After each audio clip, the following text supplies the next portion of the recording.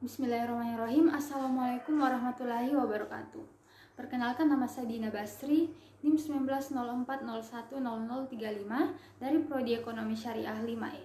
Untuk menyelesaikan tugas ujian tengah semester mata kuliah Manajemen Proyek dan Analisis Investasi, saya akan menjelaskan beberapa materi kita yang telah dipelajari selama pertengahan semester ini.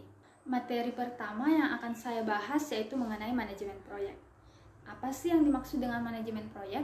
Nah, manajemen proyek itu merupakan implementasi ilmu pengetahuan, keterampilan, dan juga keahlian serta teknik yang terbaik dan sangat berkualitas yang dimana akan dijalankan secara bersamaan untuk mencapai target yang sebelumnya telah kita rencanakan. Nah, dengan dukungan berbagai sumber daya, itu kita mengharapkan bahwa semua rangkaian kegiatan yang telah kita lakukan menghasilkan output yang optimal. Nah, terutama output yang berkaitan dengan kinerja, kualitas, waktu, dan keselamatan kerja. Selanjutnya yaitu tujuan dari manajemen proyek. Nah, manajemen proyek ini memiliki sejumlah tujuan. Yang pertama yaitu menyelesaikan dengan tepat waktu. Nah, pada manajemen waktu ini akan ditentukan lini masa yang berisi kapan suatu kegiatan itu harus dimulai dan kapan kegiatan itu harus selesai. Nah, dengan adanya hal tersebut, proyek kita akan selalu dimonitor supaya dapat selesai dengan waktu yang telah ditentukan. Nah, yang kedua yaitu dengan menjaga anggaran. Nah, anggaran itu merupakan salah satu aspek yang dikaji dalam manajemen. Nah, dengan kajian tersebut, itu akan dicari jumlah anggaran yang seminimal mungkin, tapi masih dapat menunjang tercapainya kriteria proyek yang telah kita tentukan dari awal. Nah, yang ketiga yaitu menjaga kualitas. Nah, sebagaimana yang telah kita singgung pada pembahasan sebelumnya, kriteria proyek itu ditentukan dari awalnya itu harus tercapai. Nah, artinya manajemen proyek itu akan membuat standar kualitas dari suatu proyek sehingga ia tidak dikerjakan secara senaknya. Dan yang keempat, melancarkan proyek. Nah, pada akhirnya proyek yang ideal itu merupakan proyek yang selesai sesuai dengan perencanaan yang awal, baik dari segi waktu, anggaran maupun kualitasnya. Nah, manajemen akan membantu pengerjaan proyek supaya selesai dengan lancar dan sesuai dengan rencana yang telah kita tentukan dari awal. Pembahasan selanjutnya yaitu mengenai tingkatan dalam manajemen proyek. Yang pertama ada higher management, yaitu manajemen puncak atau tinggi.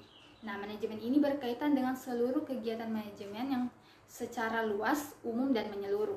Nah, manajer merupakan manajer puncak atau top manager yang akan bertanggung jawab atas seluruh kegiatan manajemen organisasi, penentuan kebijakan, atau polisi umum organisasi. Nah, biasanya manajer puncak ini terdiri dari para eksekutif seperti presiden, direktur, kepala cabang, dan sebagainya yang merupakan level perantara pada suatu organisasinya. Tingkatan yang kedua yaitu middle management, yaitu manajemen menengah atau madya. Nah, manajemen di sini ruang lingkupnya berkaitan dengan manajemen di bagian yang menjadi tanggung jawabnya.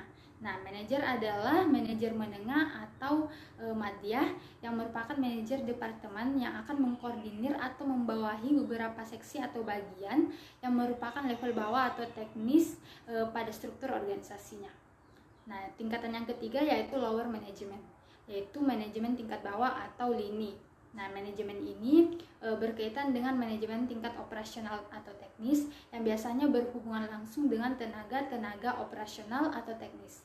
Nah, manajernya itu merupakan manajer operasional dan merupakan level bawah atau teknis pada struktur organisasinya.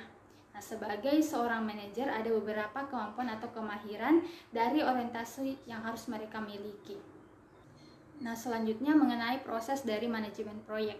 Nah, manajemen proyek itu meliputi beberapa proses. Yang pertama yaitu perencanaan atau planning, pengaturan atau organizing, pelaksanaan dan pengendalian atau controlling. Kemudian manfaat dari manajemen proyek yang pertama yaitu memenuhi kebutuhan dari proyek dan pelanggan. Nah, yang kedua meniadakan refining the wheel dengan melakukan standarisasi dari pekerjaan proyek yang repetitif. Nah, yang ketiga mengurangi jumlah pekerjaan yang mungkin akan terlewati. Dan yang keempat menghilangkan duplikasi pekerjaan. Yang kelima mengendalikan schedule, budget, dan sumber daya proyek. Dan yang keenam memaksimalkan pemakaian sumber daya. Materi selanjutnya yaitu mengenai analisis investasi. Perlu diketahui, investasi itu merupakan aktivitas yang menempatkan dana dalam satu periode. Harapannya penggunaan dana itu akan dapat menghasilkan sebuah keuntungan dan juga peningkatan dalam nilai investasi. Selain itu, investasi juga berhubung dengan bentuk aktiva yang kita harapkan dapat meraih keuntungan di masa yang akan datang. Sedangkan pengertian dari analisis investasi yaitu istilah luas untuk berbagai metode evaluasi investasi, sektor industri, dan tren ekonomi. Ini akan mencakup memetakan pengembalian masa lalu untuk memprediksi kinerja masa depan, memilih jenis investasi yang paling sesuai dengan kebutuhan investor, atau mengevaluasi sekuritas individu seperti saham dan obligasi untuk menentukan risiko, potensi hasil, dan pergerakan harga. Adapun tujuan dari investasi yang pertama yaitu membesarkan suatu usaha. Contohnya, untuk memperbesar suatu usaha yang telah dijalankan, diperlukan di bidang sosial dan sebagainya. Dan yang kedua, mendapat pemasukan tetap. Nah, apabila kita menanamkan modal misalnya di sebuah perusahaan, itu akan otomatis kita memiliki hak untuk mendapatkan beberapa persen dari keuntungan perusahaan tersebut. Nah, dengan begitu kita akan selalu menerima keuntungan dari modal yang kita tanamkan pada perusahaan tersebut. Nah, tujuan yang ketiga yaitu berkurangnya saingan. Nah, dengan Anda atau kita berinvestasi, kita sudah dapat mengurangi jumlah saingan atau kompetitor dari perusahaan lain yang memiliki bidang yang sama dengan kita. Dan yang keempat, jaminan dalam berbisnis. Nah, jika kita menanamkan modal kepada supplier, kita nantinya tidak akan mengalami kekurangan bahan baku di kemudian hari dan dapat terus mempunyai pasar guna menjual produk kita. Nah, dengan begitu kita tidak akan mengalami kerugian. Selanjutnya, kita perlu mengetahui jenis-jenis dari investasi. Nah, ada beberapa jenis investasi yang biasanya dilakukan dalam dunia bisnis. Pertama yaitu ada deposito. Nah, investasi dalam bentuk simpanan uang ke perusahaan dengan jumlah jaminan bahwa investor akan menerima keuntungan dalam bentuk bunga yang telah disepakati dalam periode waktu tertentu. Nah, investasi dalam bentuk deposito ini dibagi menjadi deposito berjangka dan bersertifikat deposito. Investasi yang kedua yaitu saham. Nah, investasi dalam bentuk saham ini merupakan hal yang biasa dilakukan perusahaan besar. Nah, saham adalah bentuk lain dari aset. Dan yang ketiga yaitu obligasi. Obligasi itu umumnya dilakukan pada bisnis yang menyediakan layanan pinjaman modal. Nah, keuntungan yang diperoleh dari obligasi investasi lebih tinggi daripada deposito karena bunga yang dipatok tidak lebih tinggi. Jenis investasi yang keempat yaitu reksadana. Nah, reksadana merupakan tempat untuk mengumpulkan uang secara kolektif dan dana yang terkumpul itu akan dikelola oleh manajer. Nah, untung dan ruginya akan dibagi rata di antara semua investor. Dan yang kelima, investasi properti. Nah, jenis investasi ini juga termasuk dalam investasi non-real karena tidak dalam bentuk uang, tetapi dalam bentuk bangunan seperti rumah, bangunan, dan apartemen. Nah, bentuk investasi ini dianggap paling menguntungkan karena harga jual properti itu jarang turun, bahkan akan senantiasa naik. Dan yang keenam yaitu emas. Nah, investasi ini bisa dalam bentuk emas seperti halnya properti. Investasi emas ini menguntungkan daripada bentuk investasi nyata karena emas umumnya ditanamkan dalam bentuk emas batangan. Mengenai metode dalam analisis investasi, terdapat banyak metode yang biasanya digunakan untuk menilai kelayakan ekonomi suatu investasi usaha. Nah, beberapa metode yang sering digunakan, yang pertama, metode ekuivalensi nilai sekarang atau present worth analysis, atau lebih dikenal lagi dengan istilah umum PNV atau Net Present Value. Dan metode yang kedua yaitu metode ekuivalensi nilai tahunan atau Annual Worth Analysis. Dan yang ketiga, metode ekuivalensi nilai yang akan datang atau Future Worth Analysis. Dan yang keempat, metode periode pengembalian modal atau yang lebih dikenal dengan Payback Period Analysis. Dan yang kelima, metode rasio manfaat dan biaya yaitu benefit cost ratio analysis. Dan yang keenam, metode tingkat suku bunga pengambilan modal atau rate of return analysis. Materi selanjutnya yaitu mengenai peramalan dan perencanaan agregat. Nah, secara umum, pengertian peramalan itu merupakan tafsiran Namun dengan menggunakan beberapa teknik-teknik tertentu, maka peramalan itu bukan hanya sekedar tafsiran. Nah, di dalam bagian organisasi itu terdapat beberapa peran penting dalam peramalan. Yang pertama, penjadwalan sumber daya yang telah tersedia. Nah, penggunaan sumber daya yang efisien akan memerlukan penjadwalan produksi, transportasi, kas, personalia, dan juga sebagainya. Nah, input yang penting untuk penjadwalan seperti itu adalah peramalan tingkat permintaan konsumen atau si pelanggan, bahan, tenaga kerja, finansial, atau juga jasa pelayanan. Peran yang kedua yaitu penyedia sumber daya tambahan. Nah, waktu tenggang lead time untuk memperoleh bahan baku, menerima pekerja baru atau membeli mesin dan peralatan dapat berkisar antara beberapa hari sampai dengan beberapa tahun. Nah, oleh karena itu peramalan diperlukan untuk menentukan kebutuhan sumber daya di masa yang akan datang. Dan yang ketiga, penentuan sumber daya yang diinginkan.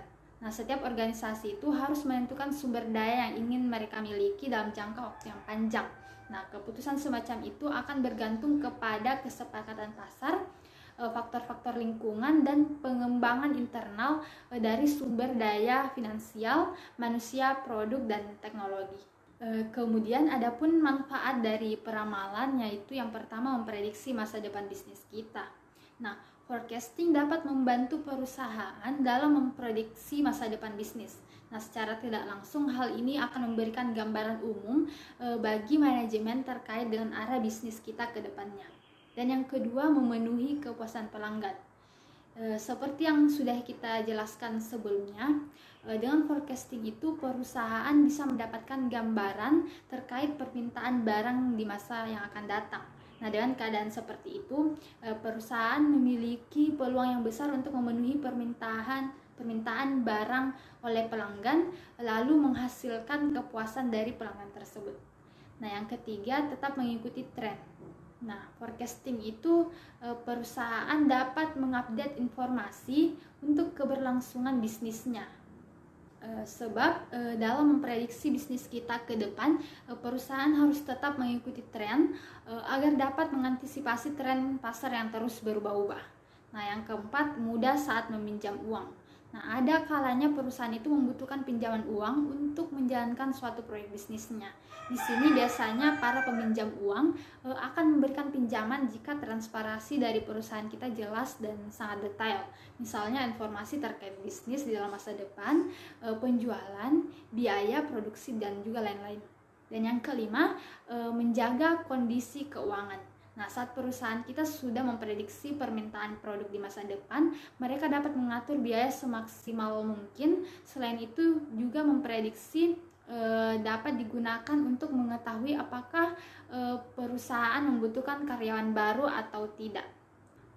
Baik tidaknya suatu peramalan yang telah kita susun, di samping ditentukan oleh metode yang telah digunakan, juga ditentukan oleh baik tidaknya informasi maupun data yang telah digunakan untuk ketepatan peramalan yang telah kita buat. Nah, selama data maupun informasi yang kita gunakan itu tidak dapat, maka hasil peramalan yang disusun itu akan sukar dipercaya akan ketepatannya. Oleh karena itu, ketepatan dari peramalan itu merupakan hal yang sangat penting.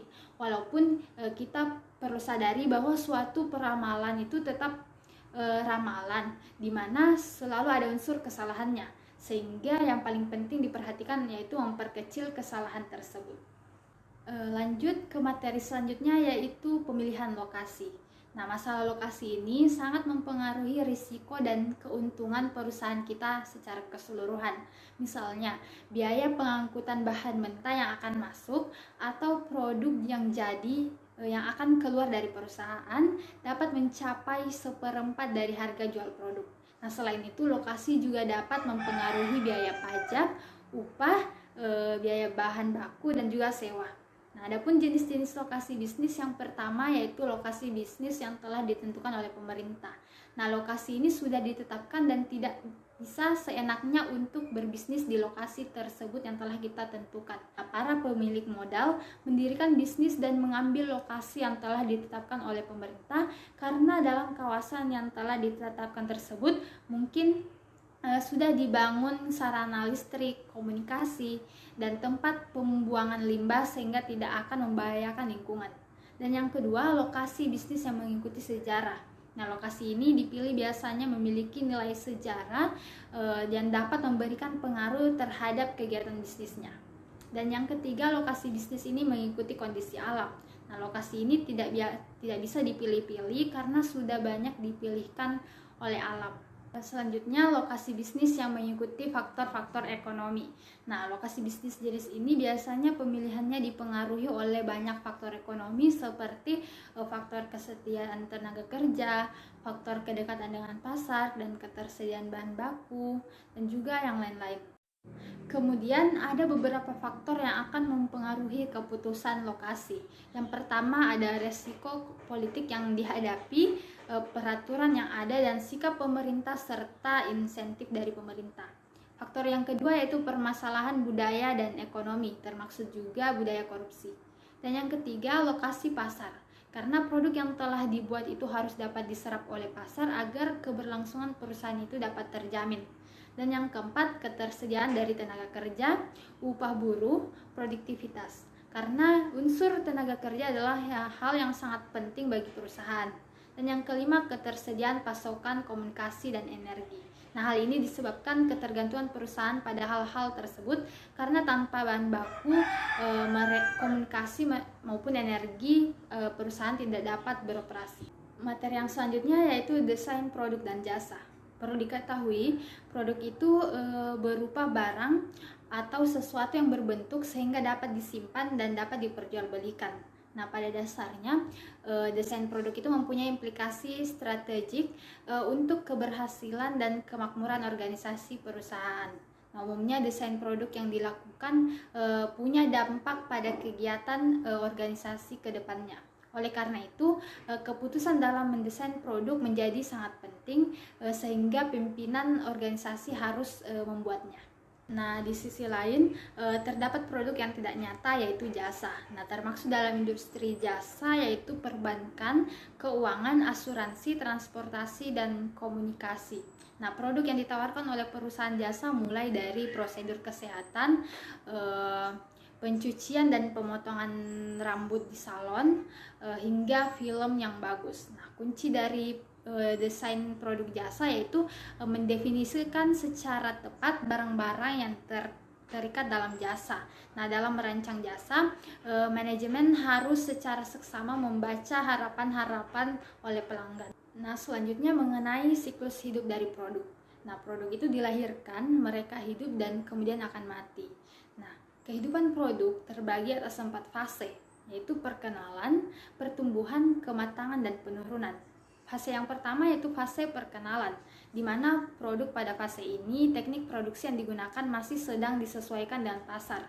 Nah, kondisi ini akan memungkinkan adanya pengeluaran lain untuk penelitian, pengembangan produk, modifikasi, dan perbaikan proses, dan juga pengembangan pemasok. Dan yang kedua, fase pertumbuhan. Nah, dalam fase ini, desain produk itu telah mulai stabil dan telah diperlukan peramalan kebutuhan kapasitas yang efektif. Penambahan kapasitas yang sudah ada mungkin diperlukan untuk memenuhi permintaan dari konsumen. Dan fase yang ketiga yaitu fase kematangan. Nah, pada saat sebuah produk telah dewasa, pesaing mulai bermunculan. Materi yang terakhir yaitu mengenai kapasitas produksi.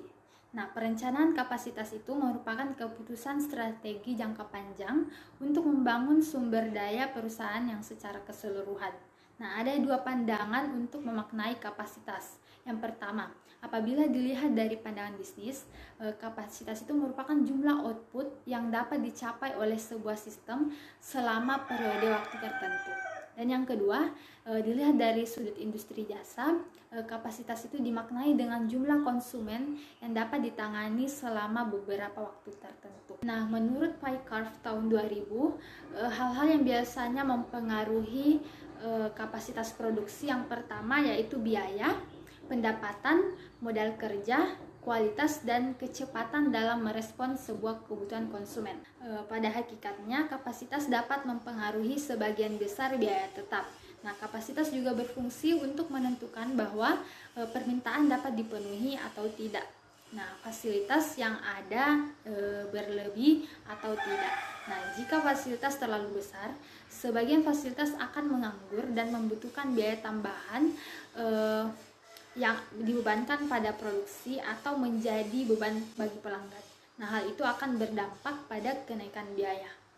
Itulah 5 rangkuman materi dari saya yang telah kita pelajari pada pertengahan semester ini. Kurang dan lebihnya mohon dimaafkan. Wabillahi taufiq wal hidayah. Wassalamualaikum warahmatullahi wabarakatuh. Terima kasih.